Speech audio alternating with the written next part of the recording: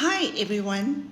Have you ever looked at someone and thought, oh, wow, look at that big nose, or that person is so fat? Or maybe you've laughed at a meme that makes fun of someone's appearance. Be honest. I'll be honest. I have laughed at body shaming memes or jokes, and I have shared them too. All in the name of humor. Just a joke, right? Just a harmless joke. But here's the funny thing. I was selective about it. Some jokes I found absolutely hilarious, but others, they irritated me. I despised it when my husband repeated jokes that made woman the punchline. But did I call him out because I was truly against body shaming, or was it just about jokes about women? But that's when I read the book of Romans 2 verse 1. Sorry, 2 verse 1, not want. You may think you can condemn such people, but you are just as bad, and you have no excuse when you say they are wicked and should be punished. You are condemning yourself, for you who judge others do the very same thing. I want to tell you something, what happened the other day. A friend of mine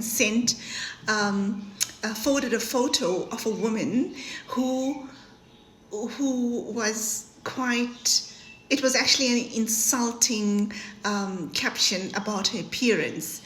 I was really upset. I sent it to another friend and commented, how can people be so cruel? And a few days later, I saw a video of a half-bald man sitting at the barber shop. The joke was, does the barber charge him full price or half a price for the haircut? Oh my gosh, I thought that was hilarious. So I forwarded to the same friend, and because I thought it was so hilarious.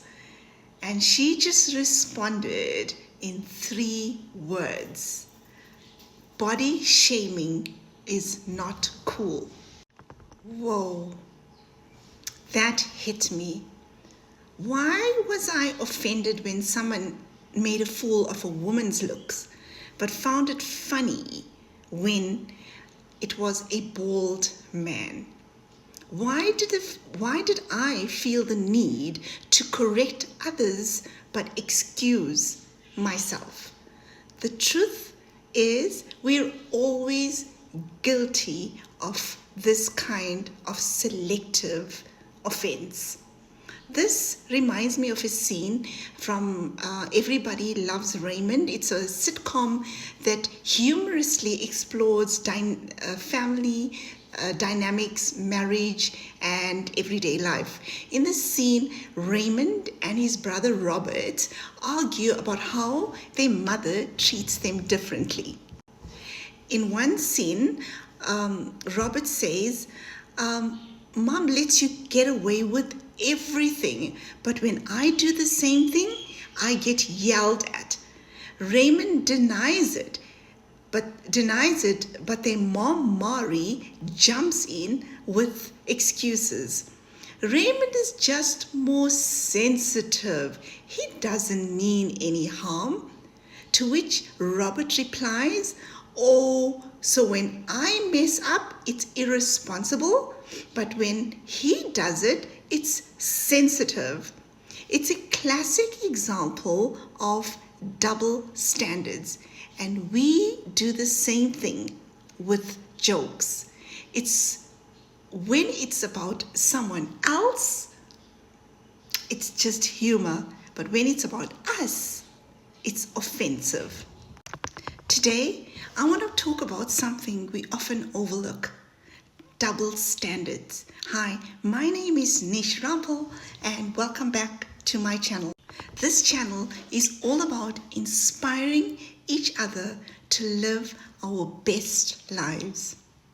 Healthy, independent, and spiritually grounded. If you are here to grow, to discover your purpose, and embrace this season of your life, you're in the right place. It's so easy to shame others, yet we all have our own flaws, whether it's our bodies, our intellect, or even our families. None of us are perfect.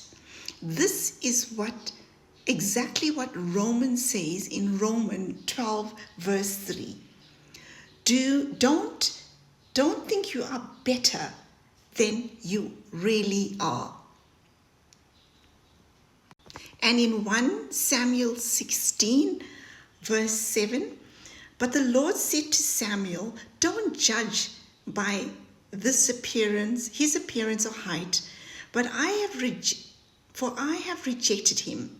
I, the Lord, don't see things the way you see them. People judge by outward appearance, but the Lord looks at the heart. If God sees people for who they really are, why do we focus on the outside? The color of someone's skin, their shape of their bodies, or their features, the way they talk or walk, their weight, or their so-called flaws. Why do we judge and make fun of these things? When we mock others or comment about their appearance, we are in a way saying that we are better than them. But God says He has fearfully and wonderfully made every person. He intricately designed each one of us in our mother's womb. We are curated by God Himself. So why do we feel we have a right to laugh at or mock or belittle someone for how they look or how they were created? We may say, I didn't mean any harm, but what if the person on the other end of the joke has struggled with insecurity their whole life? What if our laughter adds to their pain? Hannah in the Bible knew what it was like to be mocked. She was unable to have children, and her husband's other wife, Peninnah, constantly ridiculed her. Every word, every laugh at her expense was a dagger to her heart. So here's a challenge for you and me. Next time we come across a joke, whether it's online or within a group of friends or family, let's pause and ask ourselves, would I find it funny if it was about me? Would I laugh if this joke was about someone I love? Am I excusing my own behavior and laughing and judging others? It's easy to laugh when the joke is on someone else, but what happens when the table is turned, when the joke is on you or your loved one? Maybe it's time we start thinking before we laugh. If the answer makes us uncomfortable, maybe it's time to change. Here's a better way to respond. Choose kindness, speak up, shift the conversation, and check yourself.